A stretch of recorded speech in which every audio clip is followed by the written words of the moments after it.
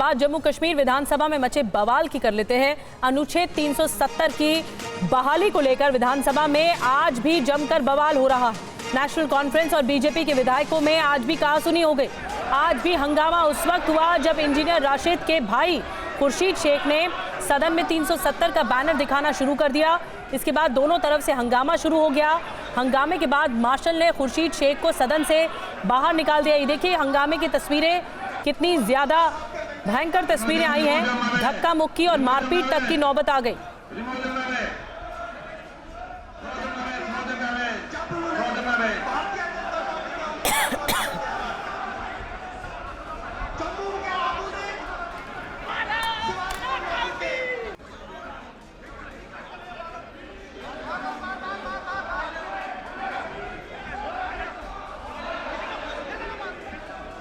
तो हंगामेदार तस्वीर आप देख रहे हैं जम्मू कश्मीर विधानसभा की। इतने ज्यादा हालात खराब हो गए, लोग बेंच पे चढ़कर लोगों को मारना शुरू कर दिया, मारपीट होनी शुरू हो गई, धक्का मुक्की हो गई, मार्शल तक बुलाने पड़े। हंगामे के बाद मार्शल ने खुर्शीद शेख को सदन से बाहर निकाला, लेकिन उस दरमियान ये भयंकर धक्का मुक्की हुई है और ये हंगामा लगातार देखने को मिल रहा है जम्मू कश्मीर विधानसभा में। इंजीनियर राशिद के भाई खुर्शीद शेख ने सदन में 370 का बैनर दिखाना शुरू कर दिया और उसके बाद हालात बेकाबू हो गए।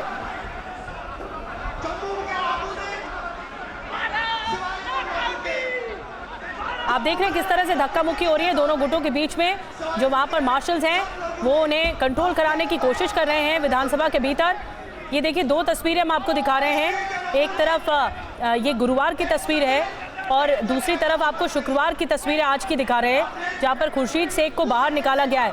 370 बहाली को लेकर लगातार झंडा बुलंद कर रहे थे और उसके बाद बाहर का रास्ता दिखाया गया। हालात बेकाबू लगातार हो रहे हैं। भारी हंगामा इससे पहले भी गुरुवार को भी देखने को मिला, धक्का मुक्की की स्थिति रही और आज भी धक्का मुक्की की स्थिति देखने को मिली है। तो जैसे कि हम आपको बता रहे हैं, गुरुवार को भी अनुच्छेद 370 की बहाली को लेकर विधानसभा में जमकर बवाल हुआ। नेशनल कॉन्फ्रेंस और बीजेपी के विधायक आपस में ही भिड़ गए। हंगामा उस वक्त हुआ जब इंजीनियर राशिद के भाई खुर्शीद अहमद ने सदन में 370 का बैनर दिखाना शुरू कर दिया और इसके बाद पहले तो जमकर हंगामा हुआ, फिर धक्का मुक्की होना शुरू हो गई। तस्वीरें बयां कर रही हैं कि कितने हालात बिगड़ गए, हाथापाई तक की नौबत आ गई।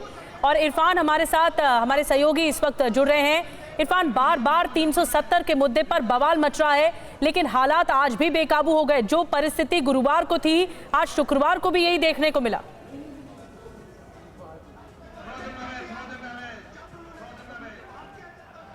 देखिए बिल्कुल, भारतीय जनता पार्टी के जो एमएलएज हैं वो लगातार इसका कल से ही विरोध कर रहे थे और कल जो नौबत है वो हाथापाई पर आ पहुंची। आज भी सुबह जब सदन शुरू हुआ तो भारतीय जनता पार्टी लगातार 370 कहें या स्पेशल स्टेटस का जो रेजोल्यूशन था उसके विरोध में लगातार प्रोटेस्ट कर रहे थे और उसके चलते जो है लगातार स्पीकर ने जो नॉर्मल बिजनेस है उसके लिए जो है लगातार कहा कि वो किया जाए। लेकिन इसी बीच वहाँ पीडीपी के एमएलए ने आज जो है वहाँ एक पोस्टर निकाला जिस पर धारा 370-35 को लेकर वहाँ डिमांड रखी गई थी। उसके चलते भारतीय जनता पार्टी के जो एमएलएज हैं वो वहाँ कहीं ना कहीं आग बबूला हुए। इस तरफ मैं दिखाऊं, हमारे साथ भारतीय जनता पार्टी के एमएलए हैं, आपको लाइव तस्वीरें दिखाऊं। सर एक बार अगर आप अपना हाथ दिखाएं तो आप देख सकते हैं कल इंजर्ड हुए हैं ये जो विधायक है और आज भी मार्शल आउट किया गया, आप देख सकते हैं तस्वीरों में साफ तौर पर।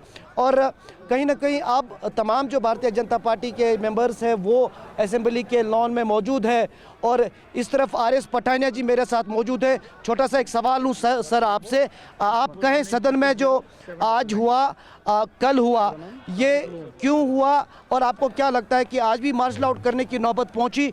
आपको सीधी आप सर बताइए। देश विरोधी और अलगाववादियों के हक में, बल्कि कोई छुपाने वाली बात नहीं, पाकिस्तान से प्रेरित और प्रसारित एजेंडा नेशनल कॉन्फ्रेंस चलाना चाहती है। नेशनल कॉन्फ्रेंस जिनकी सदारत में, जिनके नेतृत्व में जम्मू कश्मीर के हालात बिगड़े, जो वो नेशनल कॉन्फ्रेंस जिनके हाथ हज़ारों कश्मीरियों के खून से रंगे हैं। वो नेशनल कॉन्फ्रेंस एक नया तमाशा, नया मुजस्मा जम्मू कश्मीर में खड़ा करना चाहती है। हम सब अब आपने वॉकआउट किया यहाँ पर, आप हम सभी लोग यहाँ चर्चा करने आए हैं, हम सभी लोग बहस करने आए हैं, हम लोग अपने अपने इलाके के जिसे कहते हैं विषय प्रोजेक्ट करने आए हैं। लेकिन आज नेशनल कॉन्फ्रेंस ने ना कल गवर्नर्स एड्रेस पे बहस होने दी, ना आज होने दी। आज भी हम बहस करना चाहते थे लेकिन हमारी बात सुनी नहीं गई।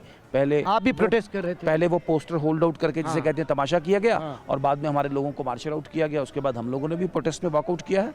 हमने आज अपना पैरेलल असेंबली लगाया और ये पैरेलल असेंबली जम्मू कश्मीर के लोगों की, जम्मू कश्मीर के आम आदमी की और विशेषकर कश्मीरी की जिसे कहते हैं आवाज़ है, वो भारत सरकार तक पहुंचाएगा, घर घर तक पहुंचाएगा। वो नेशनल कॉन्फ्रेंस जिसने मैंडेट लेने के बावजूद अपने आप को फेल किया है, उनका गवर्नर्स एड्रेस एक खाली डब्बा है। सिवाय भारत सरकार की स्कीमों का गुणगान करने के इस गवर्नर्स एड्रेस में कुछ नहीं है। ये गवर्नर्स एड्रेस पे सरकार ने जितने भी अपने नेशनल कॉन्फ्रेंस ने विशेषकर घोषणा पत्र की जो भी इनकी कमिटमेंट थी वो ये पूरे नहीं कर पाए हैं। तो देखिए साफ तौर पर जिस तरह आर.एस. पठानिया जी कह रहे हैं कि लगातार उन्होंने अब जो है एक तरफ वॉकआउट किया और दूसरी तरफ अब यहाँ पर पैरेलल असेंबली लगाई है जहाँ पर वो लोगों के मुद्दे की बात करें। सुनील सर, एक बार थोड़ा लाइव में आपसे एक सवाल पूछूं, आप ये बताइए कि आज जो स्थिति हुआ, कल भी हुआ, ये होना नहीं चाहिए था। लगातार Sunil Sharma ji leader of opposition है और आप पर ज़्यादा जिम्मेदारी बनती है कि ऐसा ना हो, और स्पीकर भी अंदर कह रहे थे कि हम चाहते थे कि हम दोनों पक्ष की बात सुने, लेकिन ऐसा हो नहीं पाया। देखिए, स्पीकर पहले दिन से मन बनाकर है कि इसने एक दल के, एक पार्टी के लोगों को लेके हाउस चलाना है। हमें बड़ी खुशी हुई थी जब उनका चुनाव हुआ था कि एक सीनियर मेंबर है, एक बहुत ही सुलझे हुए इंसान है, लेकिन सुलझे हुए इंसान के साथ साथ फितरत उनकी वही है जो नेशनल कॉन्फ्रेंस ने 1931 में उनके दिमाग में डाली तो है। बीजेपी विरोध कर रही है लगातार और साथ ही अलगाववाद की। इस पूरे मुद्दे पर बीजेपी ने वॉकआउट भी किया है, लेकिन जो सदन के हालात रहे वो लगातार बेकाबू होते चले गए, मार्शल्स बुलाने पड़े और उसके बाद बाहर का रास्ता नेताओं को दिखाना पड़ा।